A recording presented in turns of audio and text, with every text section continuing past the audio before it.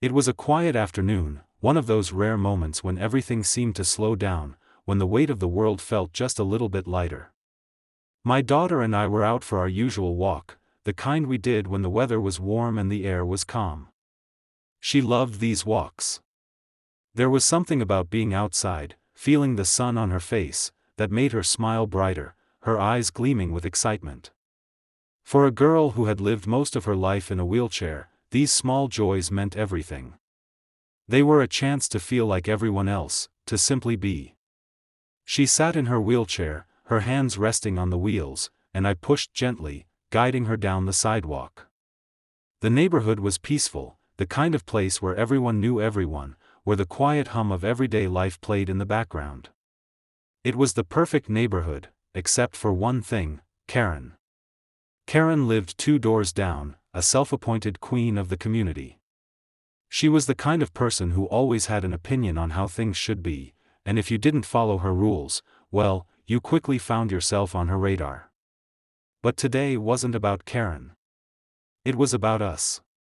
My daughter, so full of curiosity and life, asked if we could head to the park that was just a few blocks away. She loved the swings, the feel of the wind in her hair, the laughter of other children playing. Of course, I said yes. As we turned the corner, I could see Karen's house up ahead. Her yard was immaculate, the flower beds arranged perfectly, the lawn trimmed to perfection. As always, she stood at her front door, her gaze fixed on us as we approached. My daughter didn't notice.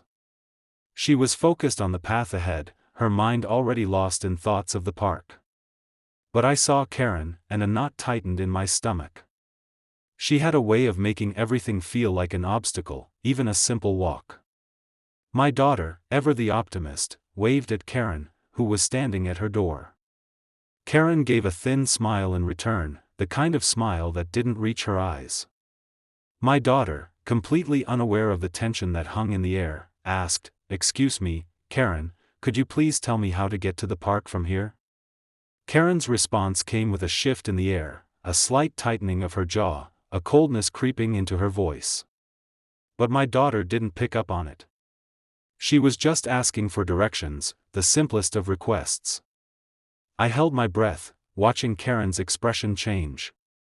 It was at that moment, when everything seemed so simple and innocent, that I had no idea what was about to happen. My daughter, full of joy and hope, had no idea that her innocent question would soon be met with something far darker. My daughter, still smiling and unaware of the change in the air, waited patiently for Karen's response. She had asked simply, innocently, where the park was, her voice light and full of hope. She didn't understand the weight of her question, nor did she realize that it was about to spark something far more sinister. At first, Karen's response seemed almost kind. "Oh, you want to go to the park? Sure, just take a left at the end of the street and it's 2 blocks down," she said, her voice cool but cordial. The words came quickly, a little too quickly, as if she had rehearsed them. But the tension in her body was palpable, and I noticed it immediately, the way she gripped the doorframe, the way her posture stiffened. My daughter, unaware of Karen's discomfort, thanked her, her voice sweet and sincere. But Karen didn't move, didn't soften. There was an edge to her now, a shift that sent an unsettling chill down my spine. Her eyes narrowed, and I saw something I hadn't seen before: resentment, even hostility, in the way she looked at my daughter. "You really shouldn't be out here alone," Karen said, her voice taking on a darker tone. "You're a danger, you know. A hazard to the neighborhood." Her words came out slow and deliberate, like she was trying to make a point, to let them sink in. I froze. My daughter looked up at Karen, her face still radiating innocence, not understanding the venom behind the words. But I could feel the hostility in the air, thickening with every second. "People like you don't belong here," Karen muttered under her breath, though it was loud enough for me to hear. "You're kind, people in those chairs, always getting in the way. You're a danger to everyone around you." I could feel my heart drop into my stomach. My daughter didn't hear Karen's words fully, but I did. The cruelty in her voice was unmistakable, and it hit me with the force of a punch. The twisted logic Karen was using, that a disabled person, someone like my daughter, was somehow a threat to the community, made my blood boil. I stepped forward, but before I could say anything, Karen turned away, already retreating back into her house, the door slamming shut with a finality that echoed in my ears. For a moment, everything felt still. My daughter looked up at me, her brow furrowed in confusion. She didn't understand. She couldn't. "What's wrong, Mom?" she asked, her voice soft. "Wasn't she nice?" I looked down at her, trying to process what had just happened. "She's not like us, sweetheart," I said, trying to keep my voice steady. "She doesn't understand that people like you, people with hearts full of kindness, with more courage than most, belong everywhere." But in that moment, I knew things had changed. Karen's cold words had opened a door to something far darker, something my daughter would never fully comprehend until she faced it for herself. And as I pushed her wheelchair away from Karen's house, I knew that we weren't just walking to the park anymore. We were walking away from a world that could be far less kind than we had ever imagined. The air between us grew heavy, thick with tension, as my daughter and Karen stood only a few feet apart. I could feel it too, the weight of something unspoken, something about to snap. My daughter, oblivious to the venom behind Karen's words, was still trying to process what had just happened. She shifted in her wheelchair, looking up at Karen with a small, uncertain smile, waiting for some kind of response, anything that would reassure her.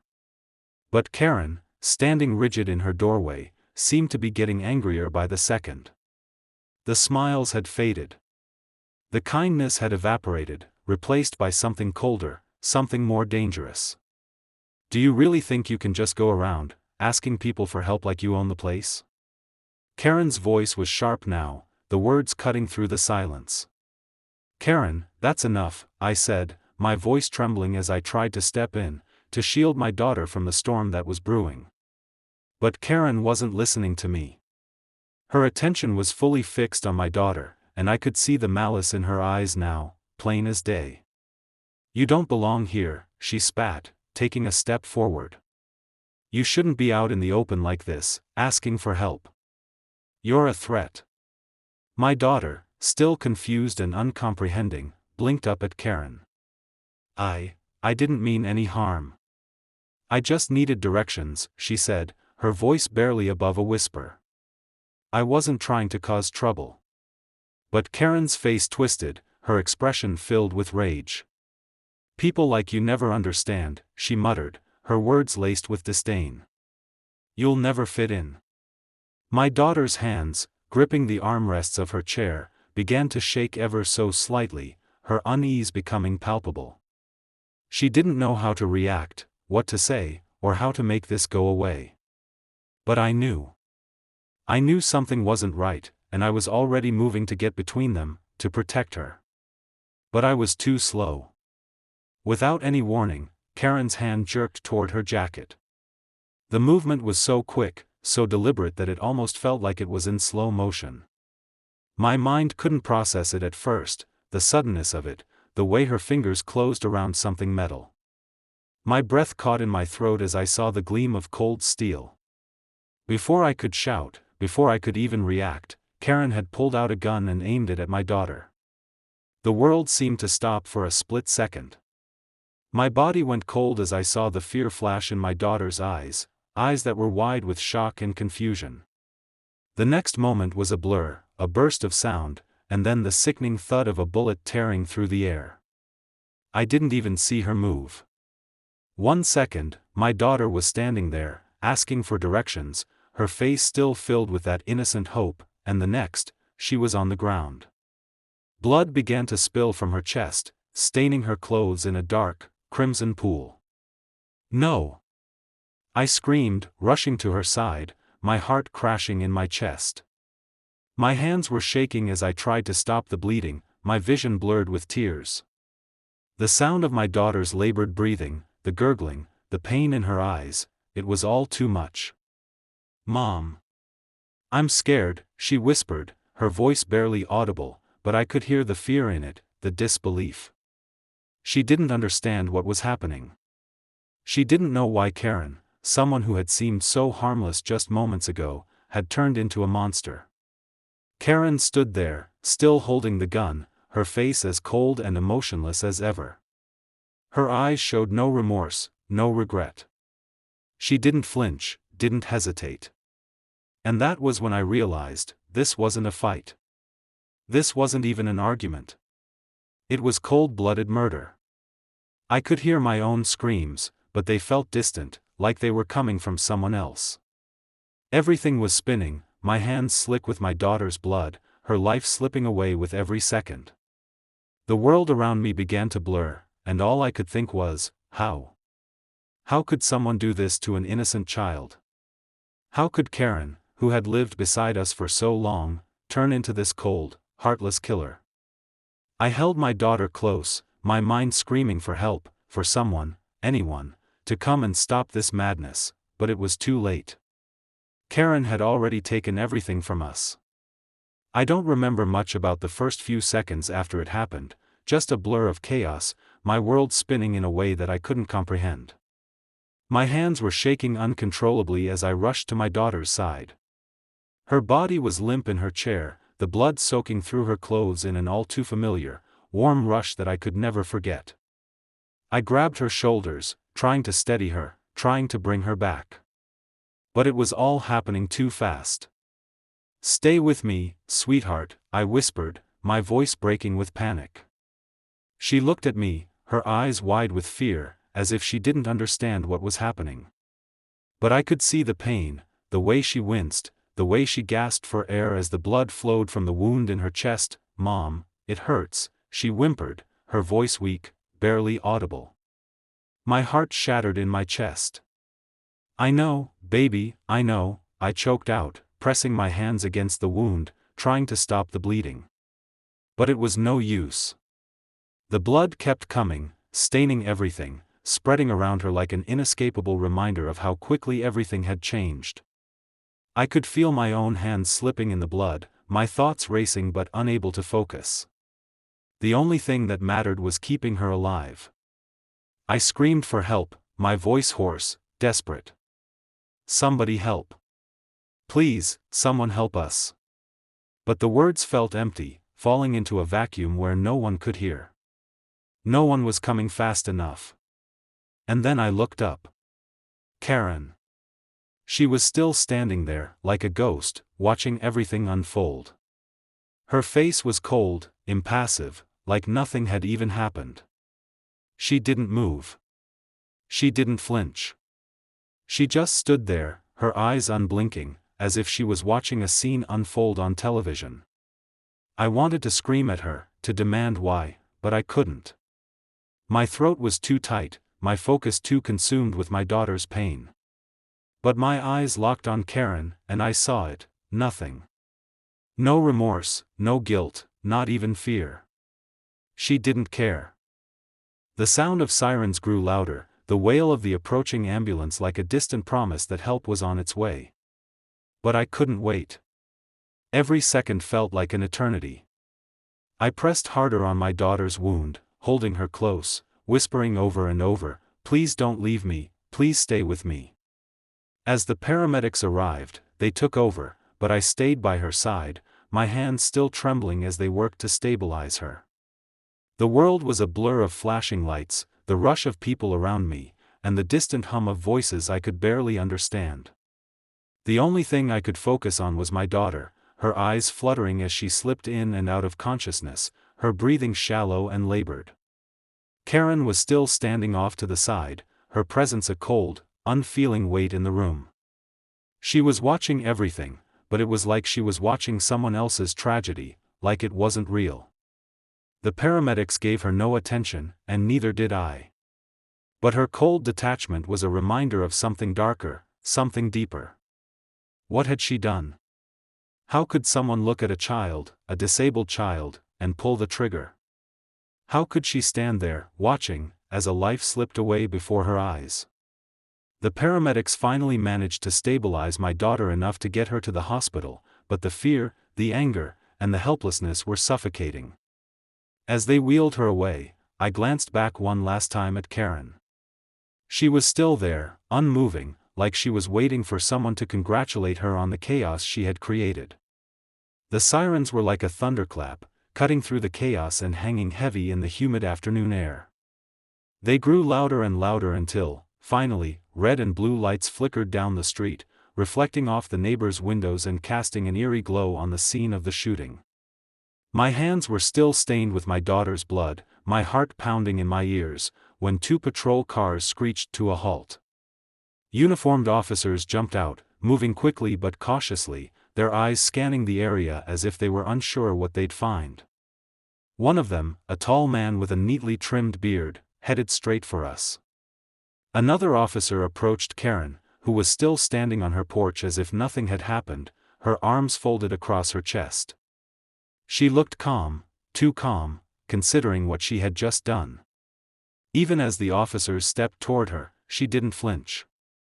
She didn't even look at my daughter lying on the ground, bleeding, as if her actions were perfectly justified. The bearded officer knelt beside me, his expression softening for a moment when he saw the blood on my daughter's chest. "Ma'am, we need to take over," he said, his tone firm but not unkind. "The ambulance is on its way."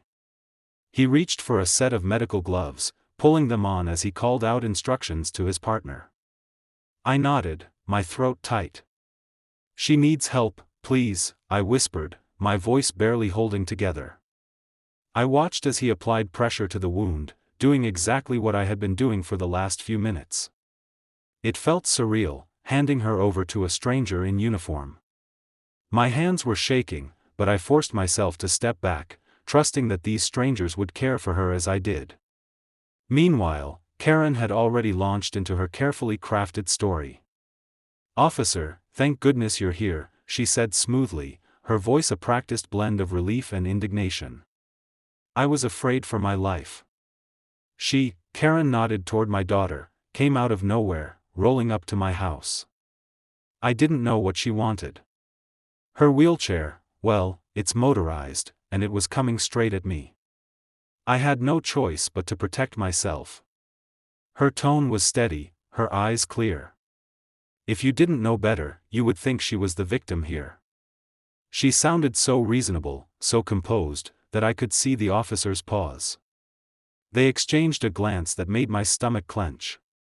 It was only a fraction of a moment, a tiny flicker of doubt in their eyes, but it was enough. They looked at Karen and then at my daughter, bleeding in the middle of the driveway, and you could see it, the question. Was this really self-defense? Or was it exactly what it looked like, a callous act of violence? "She was a threat to me," Karen repeated, her hands clasped in front of her. "I was just so scared. She was a stranger on my property with a motorized vehicle. How was I supposed to know her intentions?" I felt my blood boil. A motorized vehicle? She was talking about a wheelchair, a tool my daughter needed to navigate the world. But to Karen, it was a weapon, something she could twist to fit her narrative of fear. I wanted to scream, to tell the officers that Karen had been harassing us for months, that she had turned our lives into a nightmare. But I bit down on my tongue, afraid that anything I said would only complicate matters. I had to believe that the truth would prevail, that the officers would see past the facade. The officer who had been helping my daughter looked over his shoulder. "Ma'am, is this true?" he asked Karen, his voice measured, but I could hear the skepticism creeping in. "Did she threaten you?" Karen's chin lifted, her lips curling into a faint smile. "She didn't have to say anything," she said. "Her presence was enough. Look at that chair. You never know what someone could do with something like that." I feared for my life. I had to act. My fist clenched. That chair. That chair was my daughter's lifeline. It was her freedom, not a weapon. The absurdity of Karen's claim would have been laughable if it hadn't been so deeply disturbing. And yet, I watched the officers nod, their eyes flicking back and forth between the gun still held loosely in Karen's hand and my daughter on the ground. They seemed unsure, their posture tense. One officer finally broke the silence. "Ma'am," he said to Karen, "we're going to need to take your statement down at the station."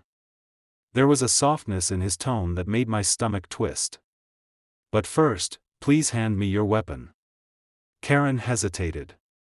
For a second, I thought she might refuse. But then she sighed, as if inconvenienced, and handed over the gun. "I'm just glad you're here," she said, shaking her head. I didn't know what else to do. As they cuffed her and read her rights, I watched the officers' faces. I needed to know if they understood. I needed to see if there was any recognition of the cruelty that had just taken place. But their expressions were a mix of professional detachment and something more complicated, uncertainty, perhaps, or disbelief. I could feel the rage building in me. How could they not see? How could they listen to Karen's excuses and even entertain the thought that she might be justified? And that was the worst part. Karen's calm voice, her careful lies, and the way she had spun her story so effortlessly, it all seemed to work. The officers, although clearly uneasy, seemed to give her the benefit of the doubt. They were doing their jobs, yes. They were following protocol. But in that moment, it felt like the truth was slipping through their fingers. They didn't see the fear in my daughter's eyes, the innocence that had been shattered by a single bullet.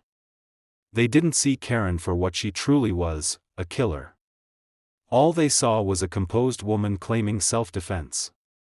As the ambulance pulled away with my daughter inside and the police car rolled slowly toward the station with Karen in the back seat, my knees gave way. I sank onto the curb, my hands shaking, my face wet with tears. And the questions screamed in my mind. Would the truth ever come out? Would justice ever be served? Or would Karen's lies continue to shield her from the consequences of what she had done? In the weeks that followed, my life became a blur of police reports, paperwork, and endless phone calls. I didn't have time to grieve properly, to sit with my daughter's smile in my mind and remember her as she had been. Instead, I spent hours collecting evidence, talking to lawyers, and bracing myself for the battle ahead. The legal system wasn't a place where you could simply show the truth and expect justice. It was a labyrinth, and Karen had already spent years learning how to navigate it. From day one, it was clear that we were facing an uphill battle. The police report painted a picture that seemed to absolve Karen before the trial had even begun. Officers wrote that Karen claimed to be acting in self-defense, and some of them seemed inclined to believe her. I had to read those reports through tears and rage, paragraph after paragraph outlining Karen's version of events as if it held as much weight as the blood on my daughter's clothes. The words, "unfortunate incident," kept repeating in my mind like a cruel joke. They made it sound like my daughter had simply been in the wrong place at the wrong time, like her life had no value beyond being an inconvenience to Karen. I refused to let that be the end of it. We fought for justice every single day. I hired a lawyer with experience in civil rights cases, someone who knew what it meant to take on a well-connected antagonist. We pored over evidence, subpoenaed security footage from nearby houses, and collected witness statements from the few neighbors brave enough to speak out against Karen. I spent countless nights at my kitchen table, sifting through pages of legal documents, highlighting discrepancies, and trying to piece together the narrative that would expose Karen's lies.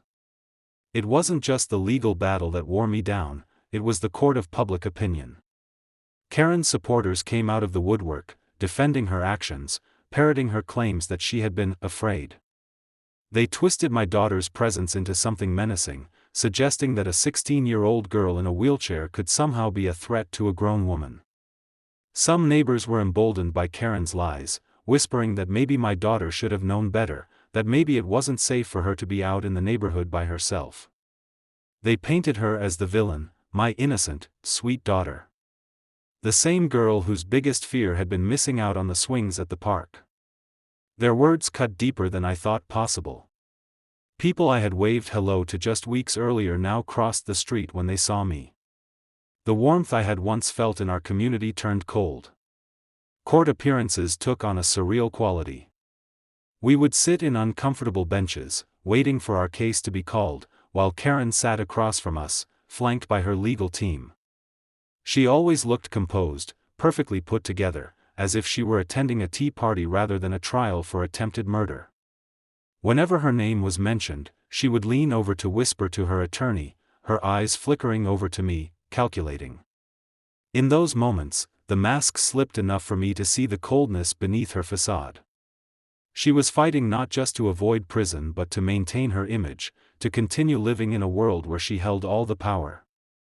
The media, too, became a battleground. Some news outlets ran sympathetic pieces about Karen, labeling her the scared homeowner who shot in self-defense. Others highlighted the injustice of what had happened to my daughter, showing pictures of her smiling face and using words like tragedy and senseless. Each article brought a barrage of comments and opinions, people who didn't know us debating whether my daughter's life mattered. The constant scrutiny was exhausting, but I pushed forward, granting interviews and speaking out whenever I could. I couldn't let Karen control the narrative. Sometimes, when I lay awake at night, exhausted from yet another court hearing, I wondered if this was worth it. The legal battle was taking so much from us: time, money, energy. It was reopening wounds every day, forcing me to relive the worst moment of my life. But then I'd see my daughter's face in my mind, hear her laughter in my memories, and I knew I couldn't stop. I owed it to her to keep fighting. She deserved to have her story told and her name cleared. Slowly, with the support of my family, a few brave neighbors, and our tireless legal team, we began to see progress. The judge ruled that there was enough evidence for a trial, despite Karen's attempts to have the case dismissed. We gathered more witness statements, found additional video footage that undermined her self-defense claims, and began to build a case that could not be ignored. It was a long, grueling process, full of setbacks and small victories. But we never stopped pushing, never stopped fighting. We weren't just seeking justice for my daughter, we were fighting to make sure that no one else would suffer the same way. In the face of relentless opposition and endless obstacles, I held on to the belief that the truth would win out. There comes a moment in every fight for justice when you realize that you need to look the person who hurt you straight in the eye and demand answers. For weeks after my daughter was shot, I wrestled with the weight of everything: the police reports that painted her as a threat, the whispers from neighbors who tried to justify Karen's actions, the endless court hearings that seemed to drag on without resolution. But there was always one thing missing. I had never heard Karen, the woman who had stolen my daughter's life, say the words herself. I needed to hear why. So one afternoon, after a long day of meeting with lawyers and gathering evidence, I found myself standing in front of Karen's house again. Her yard was as perfect as ever, the flowers trimmed, the grass a uniform shade of green, as if nothing had changed since the day she pulled the trigger. My hands were trembling, not from fear but from a simmering, controlled rage. I took a deep breath and rang the doorbell. Karen opened the door almost immediately, as if she had been expecting me. She wore a crisp blouse and slacks, every hair in place, her face set in a mask of polite curiosity. For a brief second, it felt surreal, like we were simply neighbors exchanging pleasantries. Then the memory of my daughter bleeding on the sidewalk hit me like a wave, and any illusion of normalcy disappeared.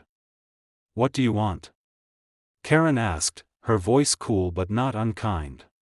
It was the same voice she used the day of the shooting, the same tone she used when she told the police she was afraid. I didn't waste time. The words burst out of me before I could stop them. I finally confronted her. "How could you do this? How could you look my daughter in the eye and shoot her?" My voice shook, not from weakness, but from the rawness of the question. I needed her to understand what she had done, if only for a second. I needed to hear the truth come from her lips. She just stood there, emotionless. She didn't blink, didn't soften. For a moment, I thought she might slam the door in my face, dismiss me and my pain as she had done so many times before. But instead, she tilted her head slightly, as if considering my question. Her eyes remained cold, though, a deep well of indifference. "I did what I had to do," she said finally, her voice devoid of remorse. "She was dangerous. Dangerous. The word made my blood boil. My daughter, who couldn't even stand on her own, who had asked for directions to the park, was dangerous. The simplicity and callousness of her answer made me physically ill. I could feel my nails digging into my palms, my teeth grinding together. How could anyone believe this?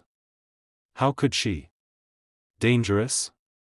She was a child. I hissed, the anger spilling over. She was 14 years old, in a wheelchair. She had more courage than you could ever understand. And you shot her because you were, what? Annoyed? Inconvenienced? Karen shrugged, a tiny movement that was as dismissive as it was infuriating. You don't understand, she said quietly. You think you do, but you don't. I was threatened.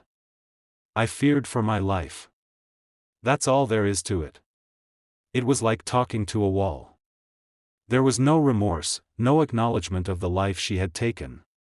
Every word out of her mouth was an attempt to absolve herself, to paint herself as a victim rather than the perpetrator. She didn't see my daughter's face when she closed her eyes at night.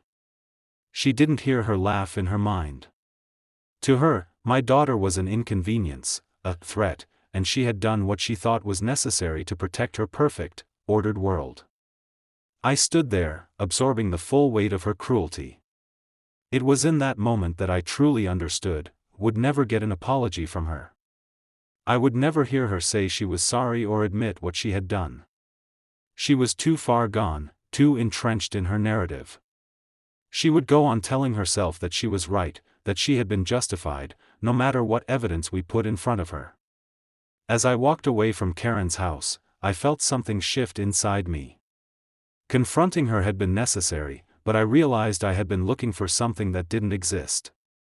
I had hoped, foolishly, that she might show a sliver of humanity, a crack in her armor. But there was nothing there. And in that emptiness, I found a clarity I hadn't had before. If Karen couldn't feel remorse, then I would make sure she felt the weight of justice. I would channel my grief and anger into our legal fight. I would gather every witness, every piece of evidence, every ounce of energy I had to ensure that her cold indifference would not be the last word. That confrontation marked a turning point for me, not because I finally understood Karen, but because I understood that the only way forward was through the courts. I had to let go of any hope for personal remorse and focus instead on ensuring that she faced the consequences of her actions. My daughter deserved nothing less.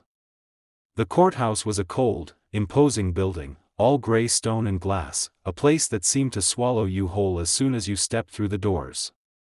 The day of the trial arrived in a haze of dread and determination. It felt like we had been waiting for this moment forever, and yet I wanted nothing more than to run away. But I couldn't.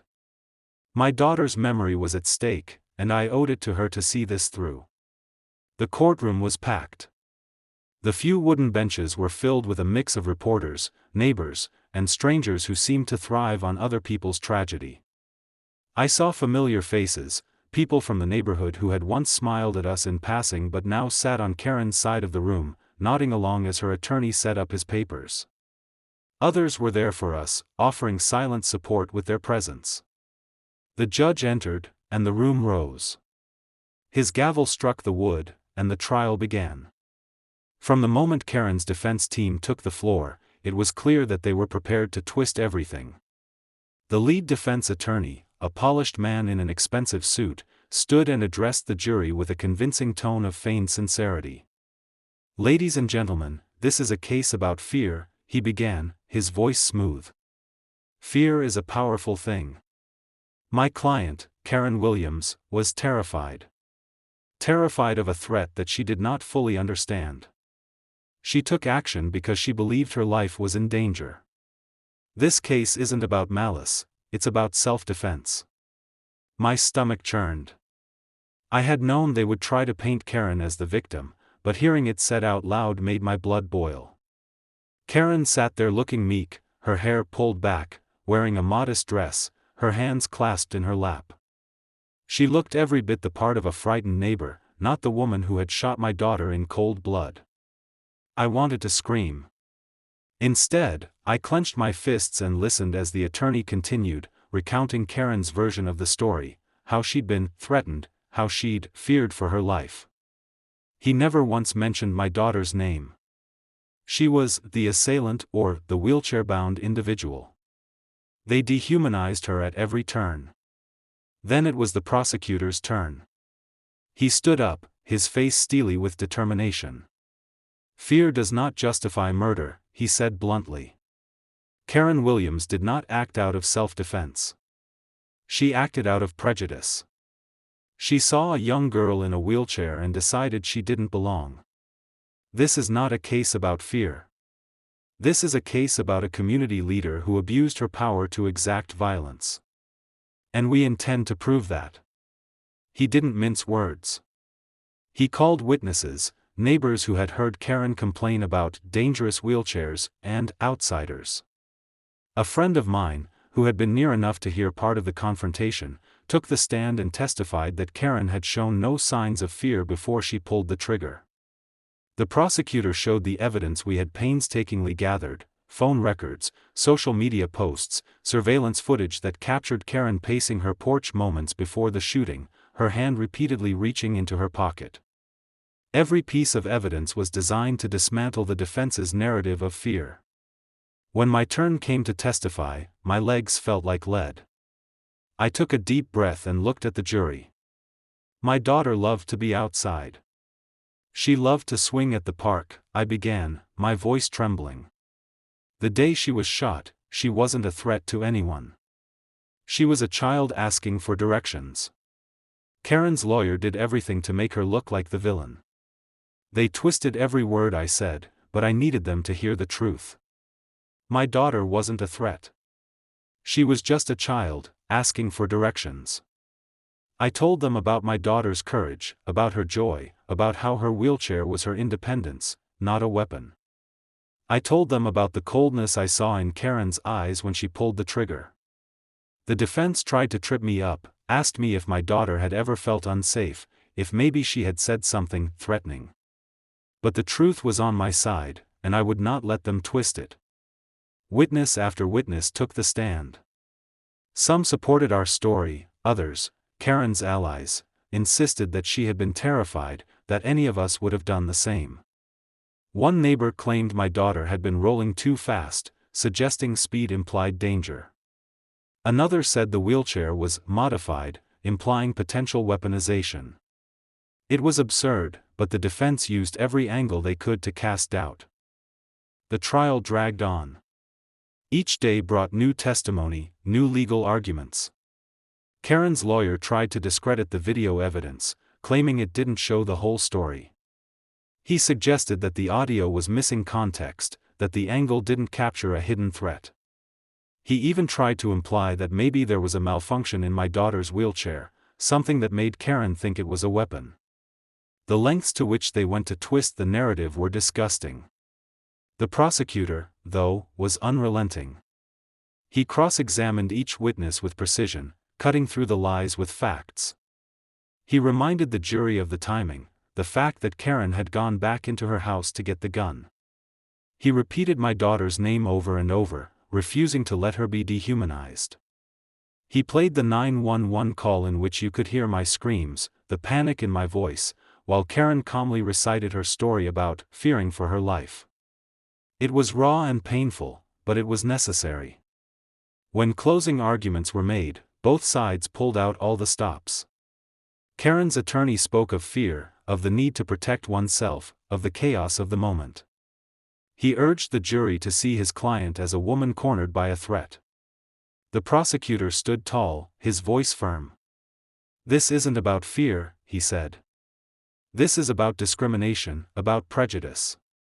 You heard the testimonies. You saw the evidence."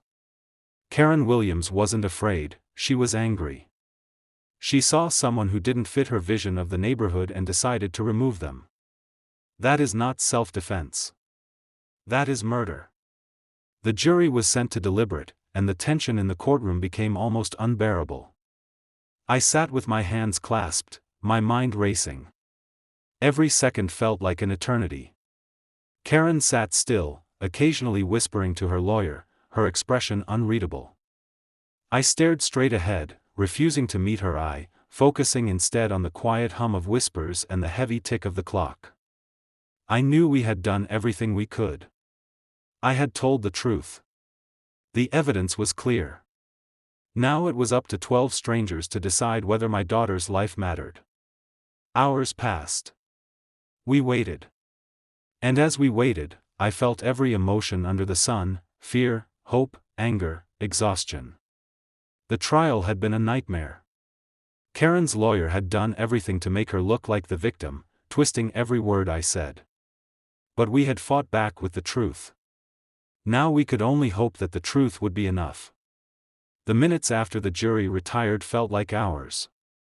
We sat in silence, the hum of the air conditioner the only sound in the courtroom. My hands were clasped so tightly my knuckles ached, my eyes fixed on the door through which the jury would soon return. Karen sat across the aisle from me, her posture stiff, her face unreadable. She whispered occasionally to her attorney, but mostly she stared straight ahead, as if she could will the verdict into existence. Every second stretched and stretched until the tension was almost unbearable. When the jury finally filed back in, my heart climbed into my throat. Their faces were solemn, their steps heavy. The foreman, a middle-aged man with silver hair, clutched the folded piece of paper that held our future. My breath caught as he handed it to the bailiff, who passed it to the judge. The judge unfolded it slowly, his eyes scanning the words. I could hear my own heartbeat pounding in my ears. "Will the defendant please rise?" the judge said, his voice calm but firm. Karen stood, her chin lifted, trying to look composed. Her lawyer adjusted his tie, clearing his throat. I felt my body tense, my fingers digging into the wooden bench in front of me. The judge's voice broke the silence. "We, the jury, find the defendant guilty of attempted murder." For a second, the words didn't register. It was as if time slowed. I saw Karen's face go pale, her eyes widening just slightly. I saw her lawyer's jaw clench. And then the words settled into my chest, and the world seemed to tilt. When the verdict came in, I felt like the world had shifted. Karen was guilty, but that didn't bring my daughter back. Nothing could. I had fought for justice, but what good was justice if it didn't bring the one person I loved most back into my arms? The relief that flooded through me was mixed with a profound sadness. There was no jubilation, no celebration, just the quiet knowledge that the truth had been acknowledged. My daughter's life had mattered. Her story had been heard. I looked around the courtroom. Some people were crying quietly. Others sat stone-faced, unable or unwilling to process what had just happened. Karen's supporters murmured to each other, their disbelief palpable. Those who had stood by us squeezed my shoulder, whispered words of comfort. The prosecutor nodded at me, his eyes softening for a brief moment. He knew this wasn't a victory in the traditional sense. It was a step toward healing, but the wound remained. Karen was led away in handcuffs, her back rigid, her head held high. She didn't look at me as she passed. Perhaps she couldn't. Perhaps she still believed she had done nothing wrong.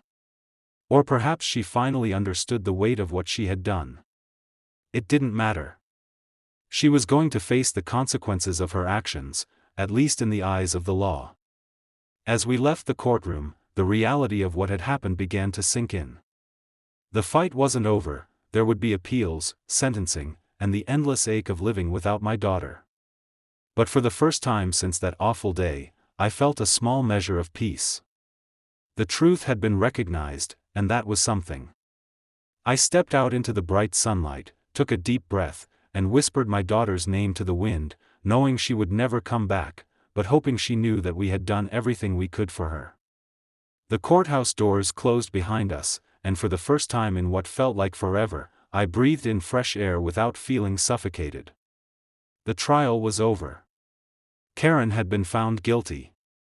But as I stepped outside, surrounded by the quiet hum of everyday life, I realized that justice, though necessary, does not erase grief. There is no verdict that can bring back a life. There is no sentence that can heal a broken heart.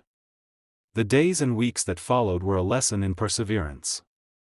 The road to healing is long, and I'll never forget what happened. My daughter's absence was felt in everything we did.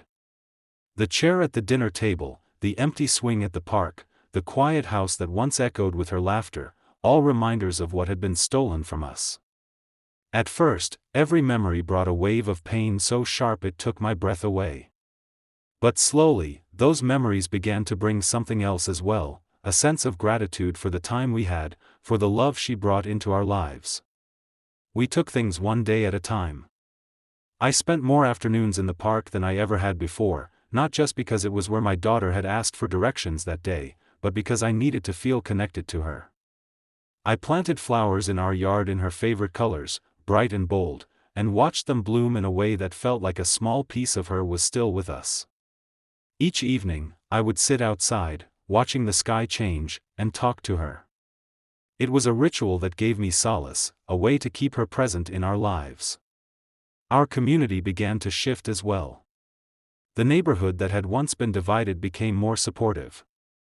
People who had been silent before reached out, bringing meals, offering help, sharing stories of my daughter that I hadn't heard before. They apologized for not doing more, for not speaking up sooner. Their words didn't change what happened, but they helped heal some of the wounds. It reminded me that not everyone had turned a blind eye, that there were good people willing to stand by us. Karen, she'll never win. She might serve her sentence, she might appeal, but she will never truly escape what she did. Justice has been served, but we're the ones who get to live with the truth. My daughter's spirit will always be with us, and I refuse to let her story fade into a footnote. Every step I take is for her. Every time I share her story, it's in her honor. I've begun to volunteer with organizations that support disabled children, using my experience to advocate for their safety and rights. In doing so, I feel closer to my daughter, like her legacy is living on. Healing is not a straight line. There are days when the grief is too heavy, when I find myself in tears over something as simple as her favorite song playing on the radio. But there are also moments of joy, when I hear a child laugh at the park, when I see the flowers in my yard bloom, when I feel the warmth of community around me. These moments remind me that moving forward doesn't mean forgetting. It means carrying the memory of the one you love with you, letting it guide you, letting it make you stronger. We take another step forward each day, not because the pain is gone, but because we refuse to let it define us. We move forward, together, with love as our guide.